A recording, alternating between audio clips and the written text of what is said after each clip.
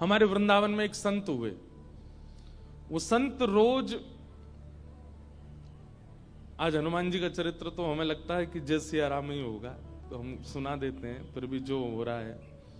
तो वृंदावन में एक संत थे, वो रोज सोहनी सेवा करते थे, झाड़ू लगाते थे पूरे वृंदावन में, यत्र तत्र जहां उनका मन करता था उसी कॉलोनी का आज पूरी सफाई करते। सुबह 4 बजे से उनका यही भजन था, यही संध्या थी, यही नाम जप था। सोहनी लेते और लेकर के बुहारते पूरे मार्ग को, और हमारी आपकी तरह नहीं जोर जोर से, नहीं, धीमे धीमे। उनके मन में यह भाव था कि वृंदावन श्री प्रिया प्रियतम का ही स्वरूप है, इनके प्रति मैं रोष नहीं करूंगा, धीमे धीमे। और जब बुहारते थे तो अपने नेत्रों से ध्यान पूर्वक ब्रज की रज को देखते थे, कहीं कोई चिन्ह दिख जाए, कहीं किशोरी जी के चरण रज दिख जाए, कहीं ठाकुर जी के चरण दिख जाए। करते करते जब वर्षों बीत गए तो किशोरी जी के मन में भाव आया, हम नित्य रास के लिए वृंदावन में जाते हैं और पूरे वृंदावन को सुव्यवस्थित ये महात्मा करके रखते हैं, और इनकी एक ही अभिलाषा है कि हमारे चरण चिन्ह इनको दिख जाएं। एक दिन किशोरी जी ने उनको अपने चरण चिन्ह का दर्शन कराया। वो चरण चिन्ह देख करके उनके मन में विश्वास हो गया कि हे श्यामा, जो चरण चिन्ह है इसका मतलब चरण भी है, और चरण है तो मतलब आप भी हो। जब चरण चिन्ह तक ले ही आई हो तो आप अपने दर्शन भी करा दो।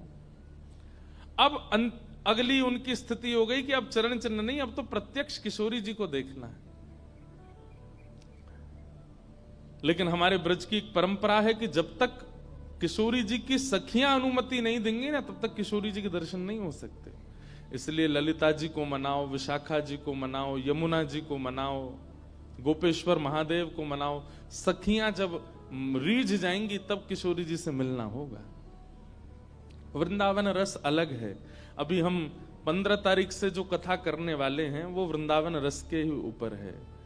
15 से लेकर के 18 अप्रैल तक गांधी धाम कच्छ गुजरात में, जहां पर वृंदावन रसामृत पद लिखा गया, वहां उस कथा को आप लाइव सुनना, उसमें वृंदावन रस की ज्यादा चर्चा करेंगे।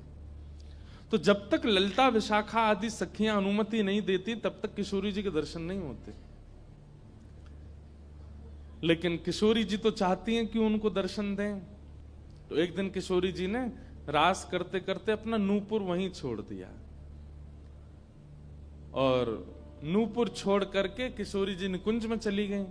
आप सुबह सुबह जब सोहनी करने आए तो आपको वो नूपुर मिला, और नूपुर देख करके वो आनंदित हो गए। इतना सुंदर नूपुर, ऐसी सुंदर उसकी कलाकृति, इतना हल्का उसका वजन, इतना सुंदर उसका स्वरूप।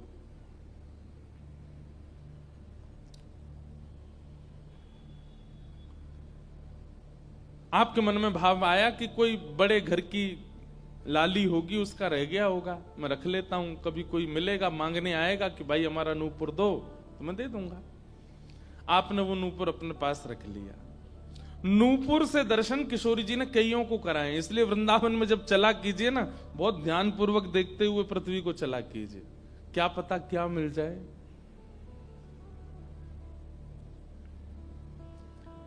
सूरदास जी को भी नूपुर से ही दर्शन हुए किशोरी जी के, और आज इन महापुरुष को भी हो रहे हैं। मुझे नाम स्मृति में नहीं आ रहा है, शायद संभवतः श्याम चरण दास जी नाम था। तो नूपुर को अपने पास रख लिया। किशोरी जी का नियम है कि जब रास में जाती हैं तो सब सखियां उनका श्रृंगार करती हैं, और एक एक श्रृंगार जो उन्होंने धारण किया है वो लिख लेती हैं। कानन में कुंडल पहने हैं, गले में ये हार पहना है, उसके ऊपर मोतिन की माला पहनी है, फिर गुंजा माला पहनी है, फिर नवलखा के हार पहने, हाथन में इतने कड़ूला पहने हैं, पैरन में पाजे। क्यों? बोले रास में श्याम सुंदर आते हैं, पता ना काचोरी करके भाग जाएं। अगर एक कम रह जाए तो फिर ठाकुर जी की शामत कहाँ है, हमारी श्री जी का श्रृंगार बताओ। इसलिए सब सखियां जो हैं किशोरी जी के सिर से लेकर नख तक एक एक श्रृंगार को लिख लेती हैं पहले, रास में भेजने से पहले, और फिर रास में आने के बाद, रास से आने के बाद फिर सब सखियां एक एक श्रृंगार, एक बोलेगी हाँ भाई कानन में ये कुंडल हैं, सिर पर ऐसा सुंदर वो है, गले में ऐसी माला है, हाथन में कड़ूला, पामन में ये 2 पाजेब हैं, सब गिनती करो। और एक एक करके उतारती जाती सखियां। आज किशोरी जी के चरणों का एक नूपुर नहीं है। शाखा आदि बोली, हे श्यामाजू आपका एक नूपुर कहां गया? बोले अरे मो तो पतो ना है, सके नृत्य करते करते रह गए हो वृंदावन में। ललिता विशाखा बोली, स्वर्ग के इंद्र के हाथी के दांतों से बना हुआ नूपुर है वो, सामान्य नूपुर नहीं है। आपके ऊपर तो कोटि कोटि ब्रह्मांड वारी वारी जाते हैं किशोरी जी, पर वो नूपुर ठाकुर जी ने आपको भेंट किए हैं, बड़े बहुमूल्य नूपुर हैं। अब किशोरी जी बोली, मोह ना पता कहां रह गए हो कहीं पे। किशोरी जी तो मन बना चुकी है ना, दर्शन देना है उनको। तो ललिता विशाखा ने विचार किया कि हम ही जाती हैं, ढूंढ के आती हैं निकुंज में, कहां है वृंदावन में।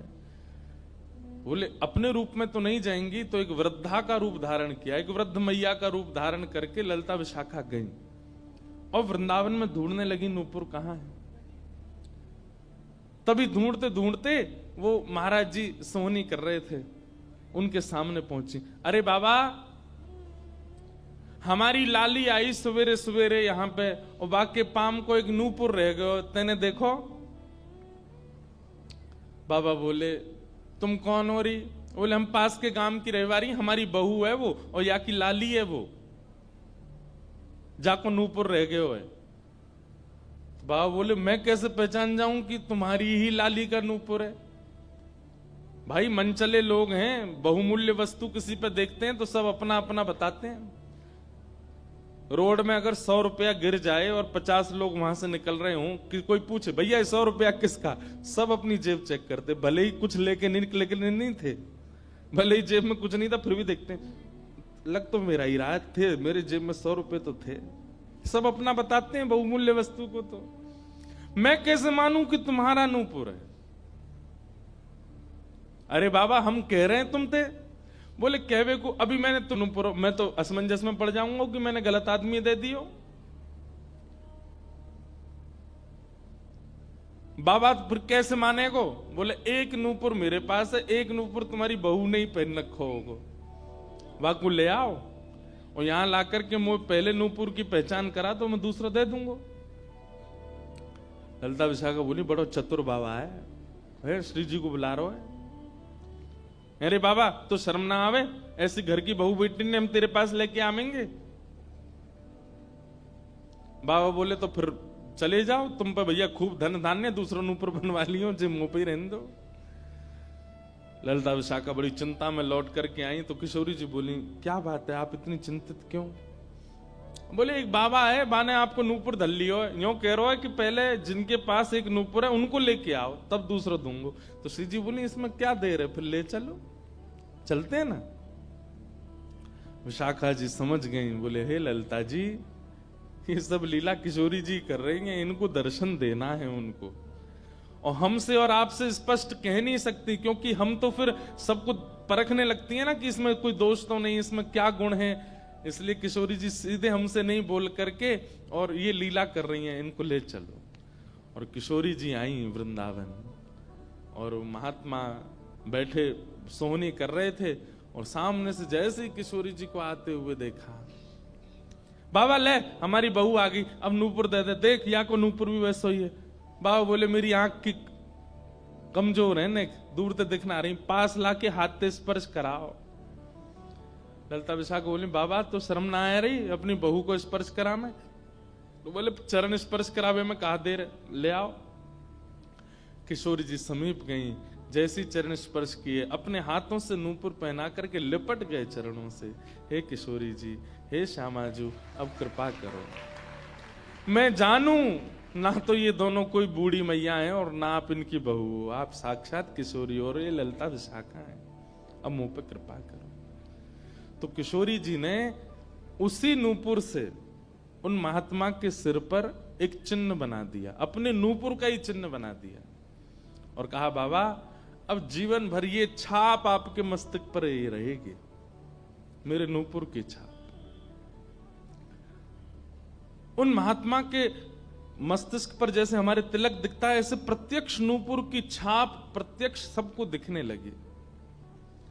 अब ये तो थी उनके ऊपर कृपा, लेकिन इससे क्या हुआ कि वे महात्मा लौट करके जब अपने आश्रम आए तो उनके गुरुजी ने जब उनके माथे पर देखा तो वो बोले, तुमने अपने गुरु के द्वारा दिया हुआ चिन्ह बदल दिया, हमने जो तुमको तिलक दिया तुम वो क्यों नहीं लगाते, ये क्या लगाए घूम रहे हो।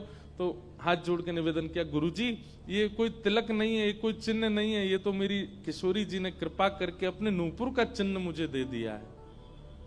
तो गुरुदेव बोले, हाँ तू बहुत बड़ा भक्त है ना, किशोरी जी आकर के तुझको चिन्ह देंगी। कोई माने नहीं, सब बोले जाओ इसको मिटा के आओ, और जो मैंने तुमको चिन्ह दिया है वो लगाओ। अब पहले तो उनके हाथ कांपे कि मैं इसको कैसे मिटाऊं, लेकिन गुरु आज्ञा से ऊपर कोई नहीं। देखो ये गुरु निष्ठा होती है। किशोरी जी ने भले ही चिन्ह दिया, लेकिन गुरु आज्ञा है तो ठीक है। गए यमुना जल से सुबह से शाम हो गई मिटाते मिटाते, लेकिन वो चिन्ह मिटा नहीं उनसे।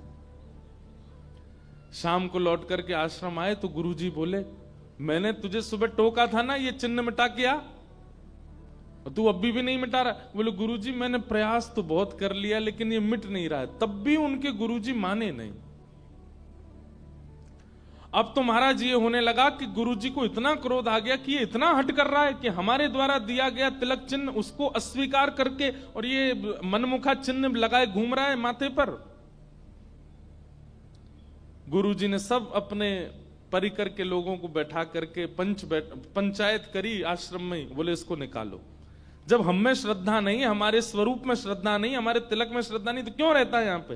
वो रोते रोते बोले गुरुजी मैं सत्य बोल रहा हूं, ये किशोरी जी ने चिन्ह दिया है और मैं खूब प्रयास कर रहा हूं, नहीं तो आप प्रयास कर लीजिए, ये मिट नहीं रहा है। अच्छा अब हमसे चाहता है कि हम तेरे माथे को छू करके मिटाएं, नहीं माने। तब उन्होंने नेत्र बंद करके किशोरी जी का स्मरण किया, हे श्यामाजू मैं किसी को प्रमाणित ये नहीं करवाना चाहता कि आप मुझे मिली हो, पर मेरे गुरु के चित्त में मेरे प्रति अविश्वास आ रहा है, इसके लिए कोई आप लीला करो। तो भगवान के सखा श्री सुबल जी की ये आराधना करते थे। ये जो महापुरुष थे ये ठाकुर जी के सखा सुबल का चिंतन करते थे कि कभी मैं ठाकुर जी से मिलने का मन हो तो सुबल, जैसे भगवान के सखा है ना, तनसुका मनसुका धनसुका मधुमंगल श्रीदामा सुबल, तो ये सुबल का चिंतन करते थे कि सुबल कभी कृपा करेंगे तो मुझे ठाकुर जी से मिला देंगे। ऐसे सखियों का चिंतन करते हैं किशोरी जी के दर्शन करने वाले, और सखाओं का चिंतन करते हैं ठाकुर जी का दर्शन करने वाले। तो इस सुबल का चिंतन करते थे। तो किशोरी जी ने सुबल को बुलाया। सुबल आए, श्यामाजू आज्ञा करो। बोले आपको हमारा एक काम करना है। एक महात्मा पर हमने कृपा करके उसको अपने नूपुर का चिन्ह दिया है और उनके गुरुदेव को विश्वास नहीं हो रहा कि ये चिन्ह हमने दिया है, इसलिए वो आपकी आराधना करते हैं, आपको बहुत बचते हैं। आप जाकर के हमारी तरफ से ये प्रमाण दे दो कि हमने चिन्ह दिया, क्योंकि उस सभा में कई लोग ऐसे हैं जिनको मेरे दर्शन का अधिकार नहीं है और मैं तो जाना चाहती हूं पर ये ललिता विशाखा मुझे जाने नहीं देंगी, इसलिए आप जाकर के वहां प्रमाणित कर दो कि ये चिन्ह मैंने दिया है। तब भगवान के सखा सुबल साक्षात उस आश्रम में प्रकट हो गए और प्रकट होकर के जैसे देखा दिव्य देह, दिव्य तनु, दिव्य तेज निकल रहा है, सबने प्रणाम किया। बोले कि ये आपका परिचय। बोले मैं भगवान का सखा सुबल हूं। देख करके सबने बोले आप कैसे आए। बोले हे गुरुदेव आप अपने शिष्य पर इतने रोष कर रहे हो, ये चिन्ह ये किशोरी जी ने ही इनके माथे पर पधराया है, आप इनके ऊपर नाराज मत हो। अब सुबल प्रमाणित करके चले गए। अब क्या हुआ, गुरु जी को आत्मग्लानि होने लगी। बोले मैं गुरु हूं और मेरे चेला को ठाकुर जी मिल गए, श्री जी मिल गई और मुझे विश्वास नहीं हुआ। तब गुरु जी ने अपने गुरुजनों को, अपने श्रेष्ठ जनों से जाकर के कहा कि मुझसे अपराध बना है। ठीक है, गुरु शिष्य के ऊपर क्रोध कर सकता है, उसका कोई दंड नहीं होता, पर किशोरी जी के द्वारा कृपा की गई, मैंने उस पर प्रश्न चिन्ह उठा दिया, इसका तो मुझे दंड मिलना चाहिए। तब सब रसिक जनों ने विचार किया। बोले इसका क्या दंड दें। तो बोले आप एक काम कीजिए, दंडोत्सव कीजिए। दंडोत्सव। बोले दंडोत्सव में क्या करना है। बोले आज तक जितनी तुम्हारे पास जमा पूंजी है सब संतों की, भक्तों की सेवा में लगा करके और आनंद से सुंदर भंडारा करो, सुंदर नाम संकीर्तन करो, सुंदर अपने घर पर एक उत्सव रखो और उसमें जितने महापुरुष आए सबको दंडवत प्रणाम करते करते सबसे क्षमा मांगो। और फिर जब सब तुम्हारा धन संपत्ति अब तक जितनी कमाई वो सब संतों की सेवा में लग जाए, फिर उन संतों से कृपा प्रसादी मांगो कि आप सब मुझे क्षमा कर दो। इस प्रकार से दंडोत्सव करो। तो जिन्होंने ये भाव कहा है उनको ये दंडोत्सव करना है। दंडोत्सव मतलब अब पूरे जीवन की जमा पूंजी तो खर्च नहीं कर पाओगे, पर हां पिछले 3-4 साल में जो जमा कर रखा है प्रयास करो उससे। पंढरपुर में वारी जाती हैं, हमें भैया बता रहे थे अपने जो जिनके साथ हम घूम रहे थे कल, कि यहाँ वारी जाती है, यहीं से जाती है श्री पंडरीनाथ भगवान की वारी में इतने सारे वैष्णव जाते हैं, उनकी सेवा में लगा दो। वृंदावन जाके कुछ लगाया, पंढरपुर में लगा दो, गोवर्धन में लगा दो, और सुंदर अपने घर पर एक ठाकुर जी का उत्सव करके किसी श्रेष्ठ को वृंदावन से बुला करके उनका सुंदर संकीर्तन करवाओ, कथा करवाओ, 2-3 दिन का ही कोई उत्सव रखो। इस प्रकार से अपनी वो जमा पूंजी संत वैष्णवों की सेवा में खर्च करके भंडारा करा के जितनों से मिलो सबसे क्षमा मांगो। वारी निकलती है आषाढ़ी एकादशी पर, इतने सारे वैष्णव जाते हैं पंढरपुर दर्शन करने, मार्ग पे खड़े होकर सबको शरबत पिलाओ और जो जो शरबत पिए उससे क्षमा मांगो, मुझे क्षमा कर दो, मुझसे अपराध बना है, मैंने कंठी पहनने के बाद भी मांस का सेवन किया, मैंने मद्य का सेवन किया, मैंने ऐसा किया, ये क्षमा मांगो। असंख्य भक्त एक साथ जब आपको क्षमा करेंगे तब आपका ये अपराध पूर्ण होगा। इसी को कहते हैं दंडोत्सव। तो फिर कथा पूरी करें। वो महाराज जी को सब लोगों ने कहा तुम दंडोत्सव करो, तो उन्होंने कहा ठीक है, मैं अगले 7 दिन के लिए दंडोत्सव करूंगा। ब्रज में जितने भी संत आवेंगे ब्रज की सीमा पर खड़े होकर के सबको माला पहना करके सबको सत्कार के साथ लाया जाए। आश्रम में उनकी रहने की सुंदर व्यवस्था, प्रसाद की व्यवस्था, और नाम संकीर्तन अखंड चले 24 घंटा 7 दिन तक, और खूब भंडारा चले, और जितने महापुरुष आए सबसे क्षमा मांगनी। तो जब ये दंडोत्सव का बात हुई तो गुरु जी ने दंडोत्सव लिया, और चेला बेचारे जिनको किशोरी जी ने चिन्ह दिया था वो मन में सोचने लगे ये क्या हो रहा है, मेरे कारण मेरे गुरुजी को दंडोत्सव करना पड़ रहा है। तो उन्होंने अपने गुरुदेव के सामने प्रणाम करते हुए अपनी झोली फैला के कहा गुरुजी मुझे एक भिक्षा दे दो। तो क्या चाहिए? बोले जो दंडोत्सव आप करना चाह रहे हैं वो मुझे करने दीजिए, आप विराजिए, आपकी जगह मैं करूंगा, मैं शिष्य हूं आपका। तो बोले नहीं नहीं, अपराध हमने किया तो तुम क्यों करोगे? बोले गुरुजी बस यही कृपा चाहिए। तब बड़े संतों ने मिलकर के सबने कहा कि भाई देखो शिष्य कर सकता है, अगर इनकी इच्छा है तो ये करने दो। तो फिर गुरुजी का दंडोत्सव उन्होंने ही किया जिनको चिन्ह किशोरी जी ने प्रदान किया था, दंडोत्सव मनाया। इस प्रकार भैया जिनसे ये अपराध बन जाता है ना, कभी कंठी माला पहनने के बाद अपराध बन जाता है, किसी वैष्णव के प्रति कुभाव बन जाता है, किसी तीर्थ में जाकर के कोई पाप बन जाता है, उनको ये सब दंडोत्सव करने चाहिए। अपनी कोई पैसा खर्च कराने के लिए नहीं कह रहे हम, लेकिन हाँ जितना हो सके वैष्णवों की सेवा करके, अब चाहे वो धन लगा के करनी पड़े, चाहे तन से करनी पड़े, चाहे मन से करनी पड़े। पर लोग बड़े कंजूस हैं आजकल। बोले कि महाराज जी आपने मन से सेवा भी तो कही है, कोल्हापुर में बैठे बैठे आंख बंद करके यही संतों की सेवा कर देंगे, इनके पाम पूछ दिए, 5000 रुपया हमने दक्षिणा में दे दिए, ले खर्च भी नहीं हुए, मन से सेवा भी हो गई। तो इसलिए दंडोत्सव करो। फिर क्या है,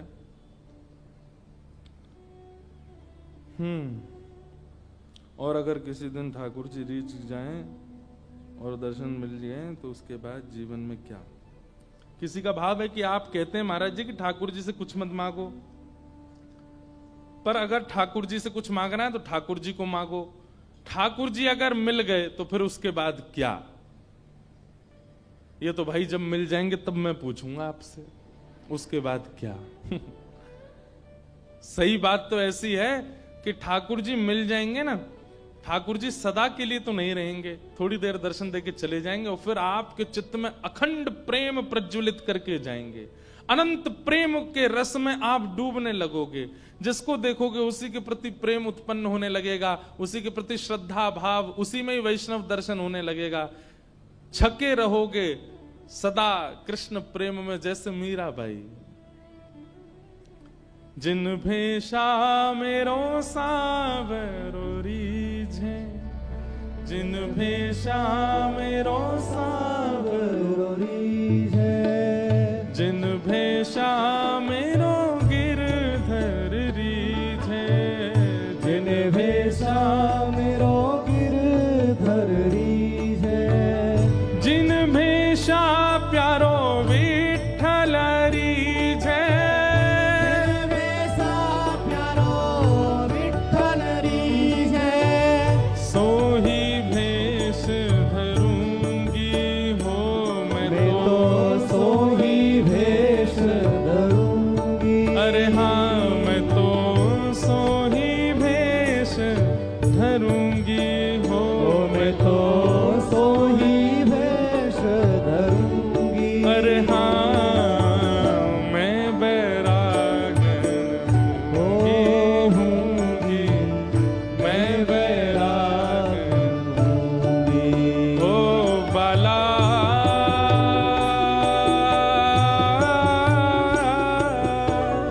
मैं बैरागन होऊंगी,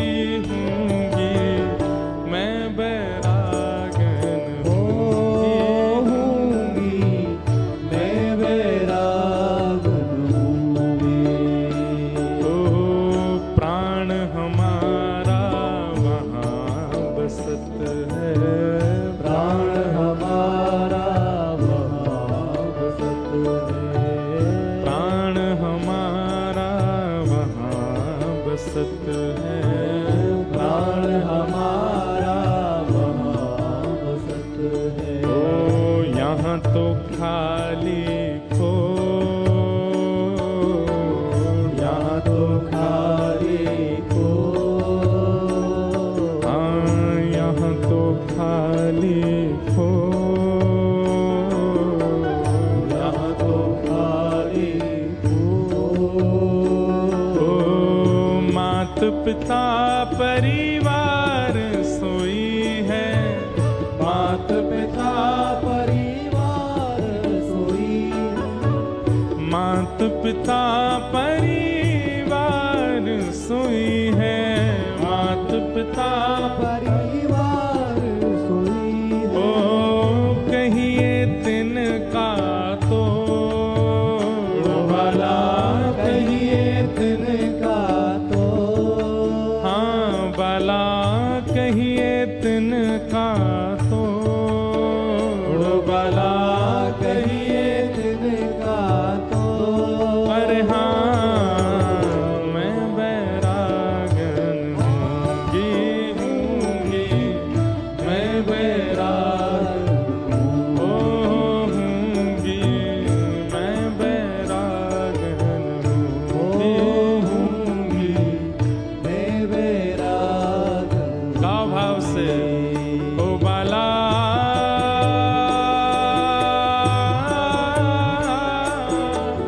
मैं बैरागन होऊंगी,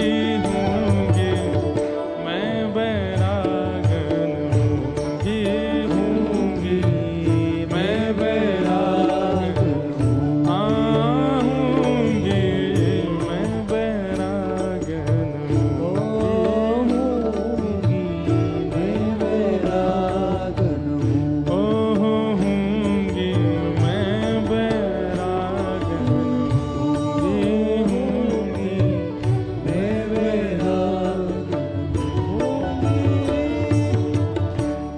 ऐसे प्रेम में छक जाएंगे। जैसे किसी प्यासे को पानी पिला दिया जाता है तो क्या उसको दोबारा प्यास नहीं लगती? लगती है। ठीक वैसे ही ठाकुर जी एक बार शीतलता दे देते हैं दर्शन देके, और उसके बाद जब जाते हैं तो फिर से वही स्थिति और दुगनी हो जाती है, मिलन की उत्कंठा और ज्यादा व्याकुल कर देती है। कथा यहां 4 दिन पहले शुरू हुई थी, उससे पहले 1-1.5 साल से कितने लोग प्रतीक्षा कर रहे थे, कब होगी कथा, कब होगी कथा, कब भक्त चरित्र सुनेंगे, कब गिरधर लाल जी आएंगे। अब आज जा रहे हैं तो इसका मतलब क्या है, आज आप परिपूर्ण हो गए? नहीं। अगर आपको पता चले 2 महीना बाद फिर कथा होने वाली है तो आप तो झूम उठोगे, नाच उठोगे। तो ठाकुर जी का मिलन परिपूर्णता नहीं कर देता। इसका मतलब यह नहीं है कि आपका अब इच्छा नहीं होगी, बल्कि पहले से और तीव्र इच्छा प्रकट हो जाएगी। ठाकुर जी मिल जाएंगे तो और रोना आएगा, क्यों कि अब जाना नहीं आप। लेकिन ठाकुर जी तो जाएंगे, और जब ठाकुर जी जाएंगे तो फिर वही विरह वेदना जो सूक्ष्म थी अब वो प्रगाढ़ हो जाएगी। अब और मिलन की इच्छा होगी, और दर्शन की इच्छा होगी।